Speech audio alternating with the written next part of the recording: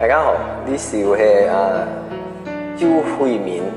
Vivian 唱嘅歌，喺度流年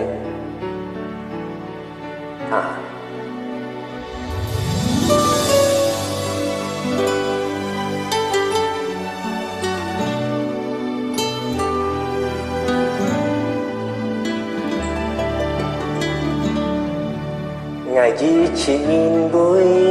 bởi trôi theo khi theo tham lưu dù son hết xin biến chỉ kinh trùng mang cột trùng nhì nhì càng ngại trẻ con đó nhì lia án trong đời miên phải tô trái tô sẽ xem và trùng man man tiền thơ man man tiền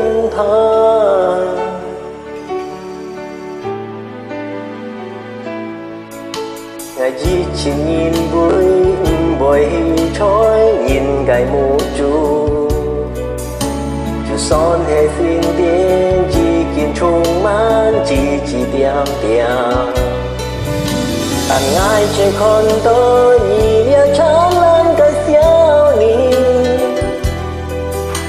trời phun phun miao miao bồi khi trung man man chim mến man man cõi biển liều nhiên trong lời chân hi con mơ thiên đi ôi kỳ si trang thiên si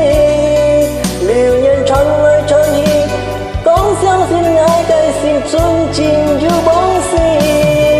liều nhiên trong lời chân hi con mơ thiên đi ôi kỳ si trong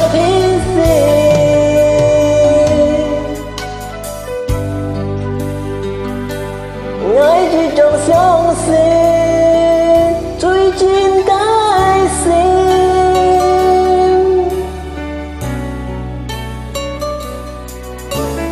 一起nhìn vui bồi trôi kỳ theo tham lưu gọi đời xin biến chỉ kinh trung mang cột trùng nhì nhì càng ai đón đôi nhì tới chân đời miên trái tô sẽ xem và trung man man tiền thơ man man cõi biển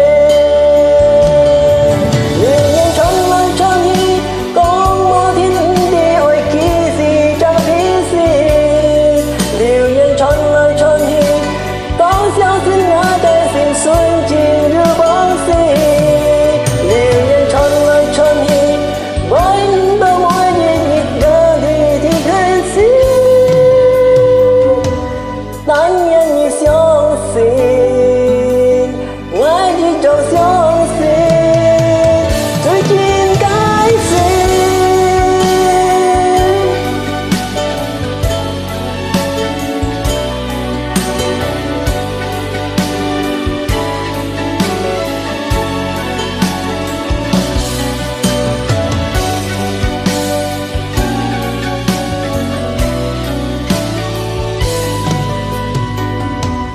但愿你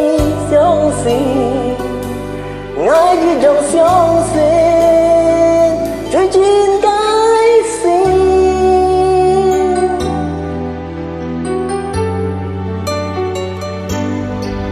anh tôi trong đó không chọn mùa gì